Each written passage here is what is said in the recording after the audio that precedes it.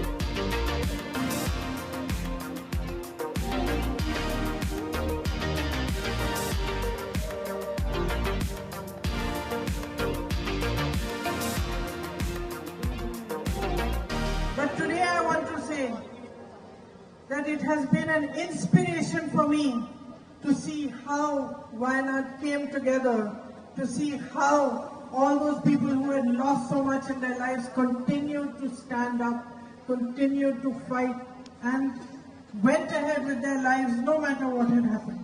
ഇത് ഞാൻ നിങ്ങളോട് ഒന്നുകൂടി പറയാൻ ആഗ്രഹിക്കുന്നു. എങ്ങനെയാണ് എല്ലാം നഷ്ടപ്പെട്ടിട്ടും വയനാട്ടിലെ ആളുകൾ ഒരുമിച്ച് നിന്നത്, ഒരുമിച്ച് ചേർന്നുകൊണ്ട് മുൻപോട്ട് പോകാൻ, ജീവിതം മുൻപോട്ട് കൊണ്ടുപോകാൻ അവരെ എങ്ങനെയാണ് പരിശ്രമിച്ചത് എന്നത് എനിക്കൊരു വലിയ പ്രചോദനമാണെന്ന് ഞാൻ വീണ്ടും പറയാൻ ആഗ്രഹിക്കുന്നു. I made two little friends when I came here that day. അന്ന് ഞാൻ വന്നപ്പോ ഒരു രണ്ട് ചെറിയ സുഹൃത്തുക്കളെ ഞാൻ അന്ന് കണ്ടു. One is a young girl called Lavanya who lost her whole family. മുഴുവൻ കുടുംബത്തെ നഷ്ടപ്പെട്ട ലവാനിയ എന്ന് പറയുന്ന ഒരു ചെറിയ പെൺകുട്ടിയായിരുന്നു ഒരാൾ. And one is a young boy called Muhammad Hani who also lost his whole family and tried his best to save them. Only his grandmother was left.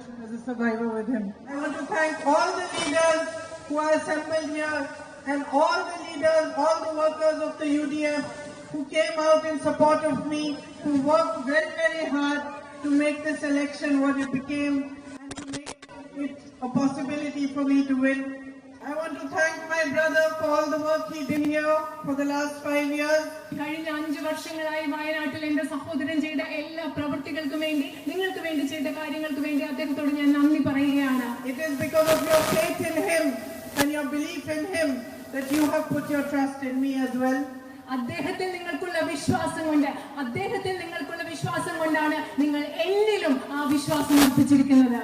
I want to thank all the leaders who are assembled here and all the leaders, all the workers of the UDF who came out in support of me, who worked very, very hard to make this election what it became and to make it a possibility for me to win.